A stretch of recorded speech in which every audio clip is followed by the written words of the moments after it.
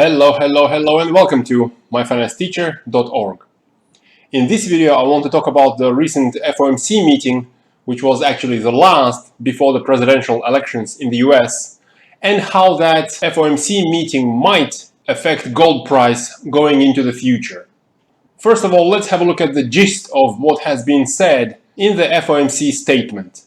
The main point here is that the committee decided to keep the federal funds rate at 0 to 0.25% until the labor market reaches maximum employment and inflation rises above 2%. Federal Reserve will also increase its holdings of Treasury securities and agency mortgage-backed securities, meaning that Federal Reserve will continue printing money, at least at the current pace. And as you know, this pace of printing money, since health concerns at the beginning of the year took place, this pace has actually accelerated quite a lot. Now, in addition to the statement, we also have some projections from the Fed, and in these projections, we're actually going to look at inflation projections all the way out to 2023.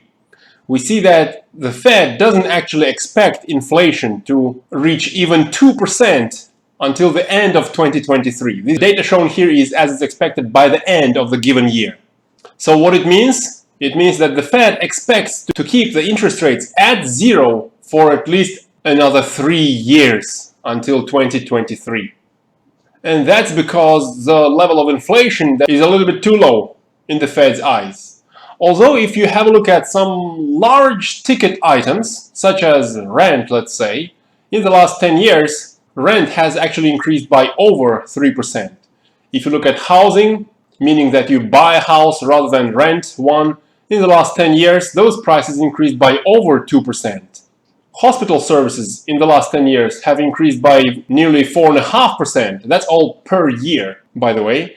College tuition in the last 10 years increased by over 3% per year. And interestingly, another big ticket item, vehicles in the last 10 years, it seems that prices of vehicles only increased by less than 1% per year in the last 10 years. In this respect, let me know in the comments below, do those cars and trucks back in the US are only about 7% more expensive compared to the prices back in 2010? I'm quite curious if such a modest increase in prices of cars and trucks aligns with your perceptions. Before we continue, let me remind you guys to subscribe to the channel if you haven't, and click that bell notification. Thanks a lot. In either case, the main idea here is we have been in a relatively inflationary period over the last 10 years, at least for these large ticket items, and over the next 3 years, the Fed expects to keep interest rates extremely low and keep printing money at least at the current pace. How all of that is going to affect the gold price over the next few years? Actually, I do have a couple of videos on the long-term perspective for gold. I suggest you guys have a look at those. The link is at the top of your screen. The general idea from those videos is I expect extremely higher gold price over the next several years, where a gold price of over $3,000 per ounce would be relatively easy to reach. Although in the short term, I am still waiting for gold to cool down a little bit. To be honest, maybe some of you would disagree with my opinion, and you might say that waiting for low gold prices right now is kind of stupid. But let me share my thoughts with you. Usually gold follows these intermediate cycles, which usually last for about half a year.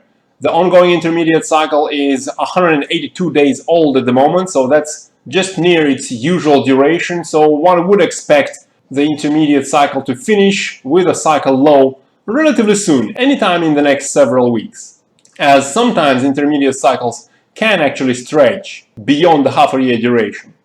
Now, within intermediate cycles, one also can sometimes see these shorter-term daily cycles in gold, which usually last anywhere between 1.5 to 2.5 months. And the ongoing short-term daily cycle in gold is 37 days old, meaning that I would expect a cycle low, maybe even a mild, very modest cycle low, possibly sometime over the next couple of weeks. But actually, if you look at Bollinger Bands, they are narrowing considerably. We see that over the last few days, gold has knocked this 50-day moving average a couple of times, and often multiple knocks at the support zone weaken that support zone. So with narrow Bollinger Bands and with gold price stretched quite far above this 200-day moving average, maybe in the next couple of weeks we might see a relatively significant price drop in gold. There was a question recently from a viewer on YouTube asking if I still expect $1,800 per ounce on gold.